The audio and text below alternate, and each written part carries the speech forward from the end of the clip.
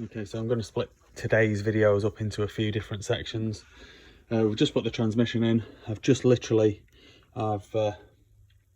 wrapped a cable tie around the selector spring here, and we're going to get the crank installed. We're going to put the crankcase gasket on, and then we're going to build up.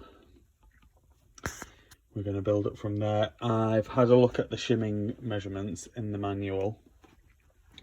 Now this engine has been shimmed before, so, and there's no real play or nasty wear marks on anything. So I'm going to take it that these gearbox shim washers are correct. It's obviously been working at some point, so like I say, there's no wear, no excessive wear, so I'm assuming that these shims are correct, and it's shimmed right, and we're gonna take it from there. So next job, I'm gonna lube up the crankcase gasket. So I always use Vaseline for this. People ask me why. It's an inert lubricant, so it's not going to affect any of the two-stroke oil or the gearbox oil or anything like that. I mean, even if I used regular grease, it would wash away. I know it would, but I've always used Vaseline.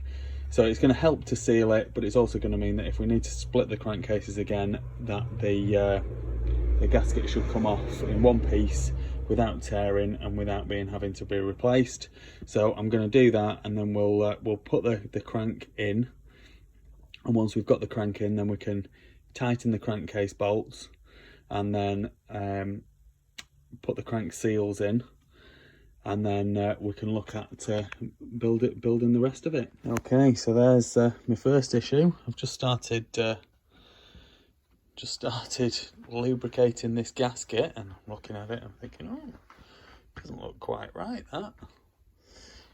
Anyway, the 1977 Maico 440 gasket kit that I've bought isn't right. So it's a bit of a disappointment. So what I'm going to do is I'm going to use some instant gasket instead, which wasn't my plan, but to be fair to it, other than if I have to split the crankcases, at which point there'll be more of a clean-up job, it will make a better seal, in my opinion. So one of the things with a two-stroke is you want as good a seal. It needs to be the crankcases where the crank lives. It's got to be completely sealed off. It's got to be completely airtight. And so actually this gasket, instant gasket, will create that perfect seal. So it's maybe not the worst thing in the world. It just wasn't what I was planning. So I'm just going to where I've had the gasket on here to just double check it. I'm just going to clean that off, and then we're going to put we're going to put the crank in.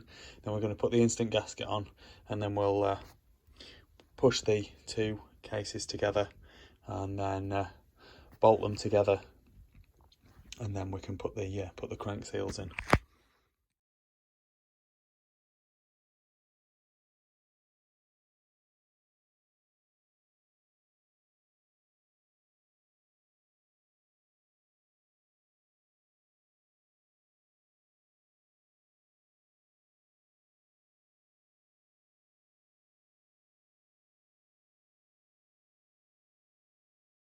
Crankcase is pressed together, and lovely new stainless steel instead of the old mild steel bolts going in. They'll be easier to work with. I'll keep the old bolts anyway. Whoever ends up with a bike, they might want to put the originals back in at some point. You never know.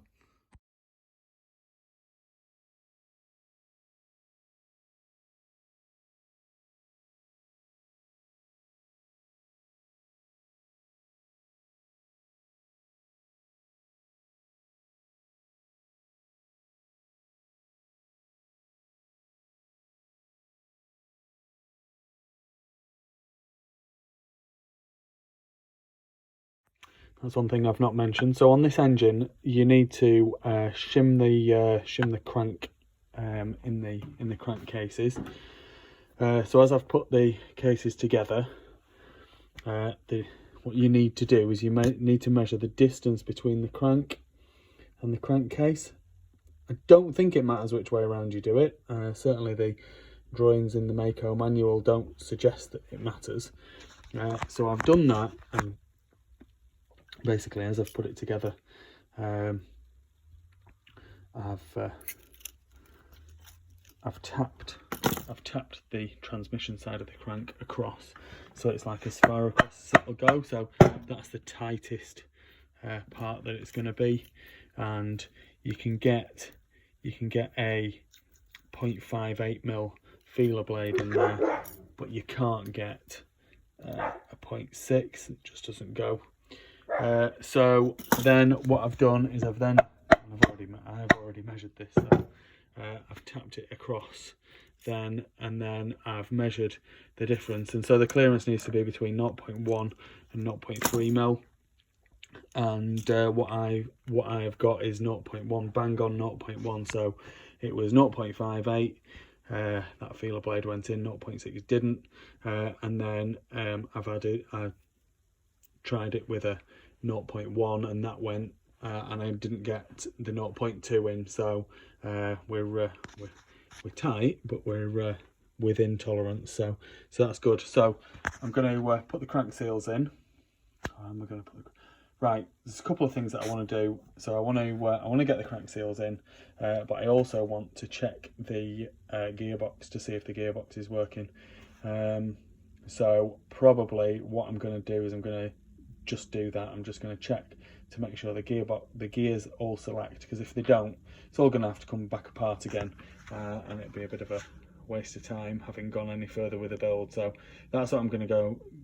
I'm going to stick it back in the engine stand now, and then I'll put the gearbox, the gear selector mechanism back together, and that's going to involve having this side of the case on, and then we'll just make sure that works, and if it does, then we can crack on, and if it doesn't, we've got more work to do taking it apart. Okay, so slight change of plan. So we've got I put the selector stuff together and I couldn't get it to select, and it's not because that there's anything wrong. It's because until you put all the other bits inside the clutch cover, there's too much movement on the selector plates and everything like that.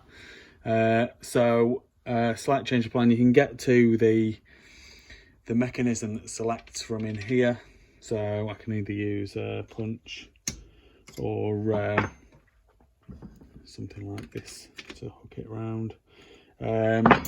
So as you change gear, you push down on the gear lever, and that pivots the selector across this way. So first gear should be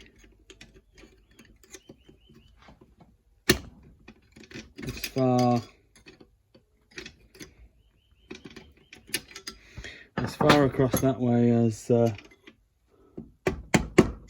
you can make it.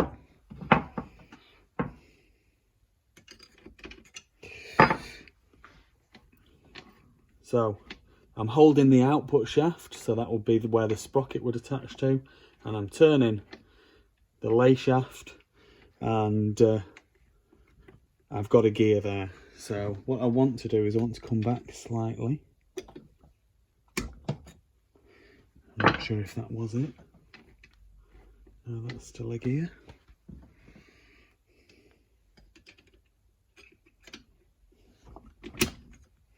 Hopefully that'll be neutral. No, that's not neutral. But that was another gear. So this is good news, really.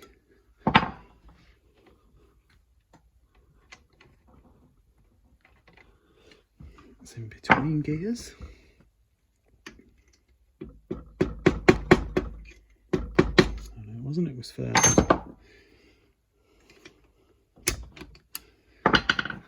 Is that neutral? Yeah, there we go, there's neutral.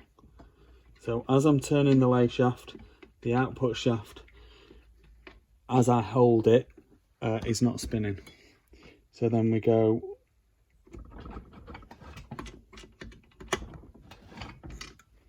back to second.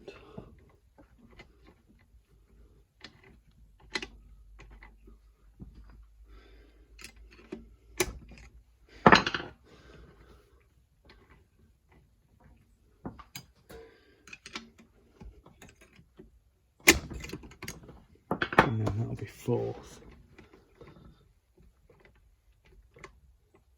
Yeah, there we go.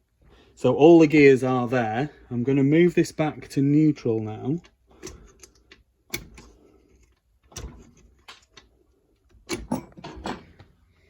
Because I believe that we'll want to set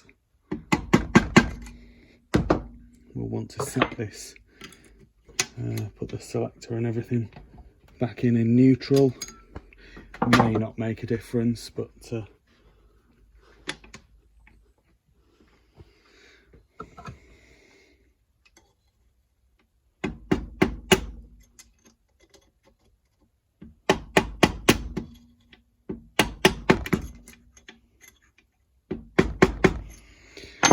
should be first.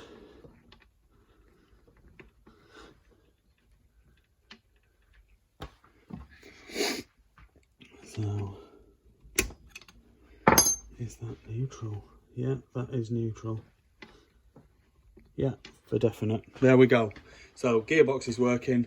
Now we can put the selector assembly back in. Then we can put the kickstart assembly back in, and then we can put the clutch and the primary drive in, and we can carry on building her up.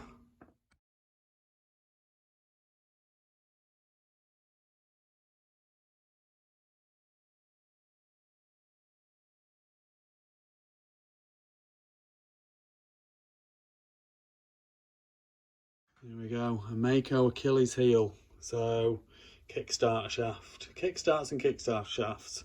Basically, the big Maicos, they had that much compression that the kickstart spun on the shafts, and they regularly broke shafts as well. So here we go, this is the old one. You can see it's snapped off. I've bought a new one from Bill Brown. It doesn't come with the quadrant gear. That needs pressing off here, and then the new one pressing on to the new shaft. And then I've just noticed this little O-ring here. I should have a replacement here for that. So what I'm going to do is I'm going to get this pressed off in the press and pressed onto the new one, and then I can put so I just put the selector mechanism in. This attaches to the little 90-degree elbow that goes from the gear lever, and so need to put the kickstart in, and then we can put the drive mechanism. So the gear that goes on the end of the crank and the clutch and everything like that, will all need to go in together because of the chain that they run on. Triplex chain on this one because it's the bigger engine. So that's what I'll do. I'll get that kickstart pressed together, kickstart shaft pressed together, and then I'll go and pick my kids up. It's an easy pressing job, so we're pressing the shaft out of the quadrant gear. So literally I've got my plate there which has got a hole in it that's bigger than the shaft, and then just press that out, and then I'll press the new one in. Similar job. Just turn it the other way up.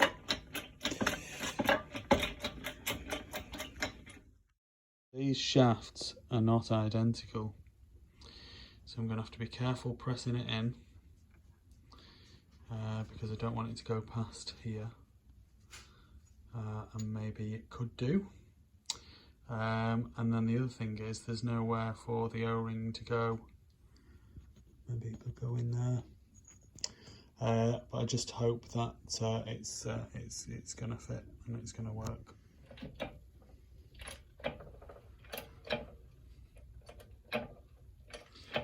going in okay. It's just how far do I need to press it? That's the.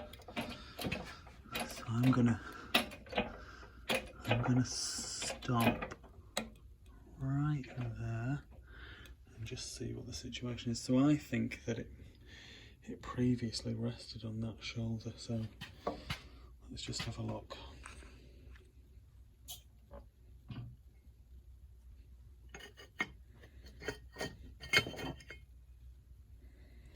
Yeah, so it needs to press in a bit more than that yet.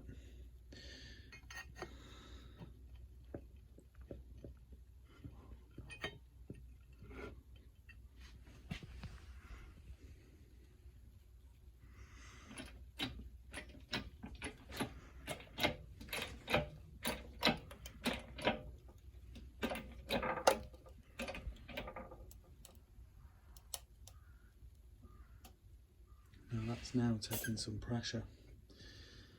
Need a bit of a closer look at this. I was worried I was damaging the shaft. I wasn't damaging the shaft at all. It had hit the bottom of the of this plate here.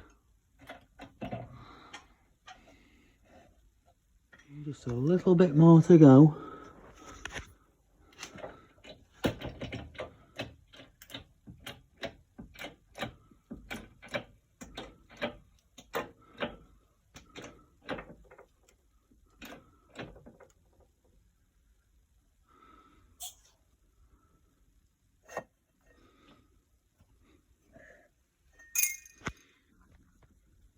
Yeah, a fraction more.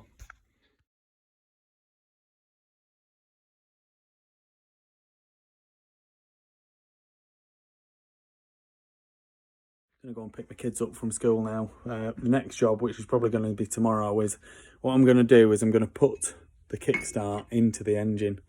I've pressed it together. It's all looking perfect, but it is a slightly different shaft, and I have been here before with these Maicos. So what I want to do is I want to make sure that when I put it together and I put the kickstart on, that there is going to be free movement on that shaft. And if there's any, if it's catching anywhere, I want to be able to work out what it is and see if I can do something to sort it out. So that's my next job. So this engine ain't going together as quickly as I really wanted. It was going to be done today, and then we could have been putting it back in the nicely powder coated frame. But yeah, it's not going to get done today at all. It may well not get tomorrow at this rate, so we'll have to see.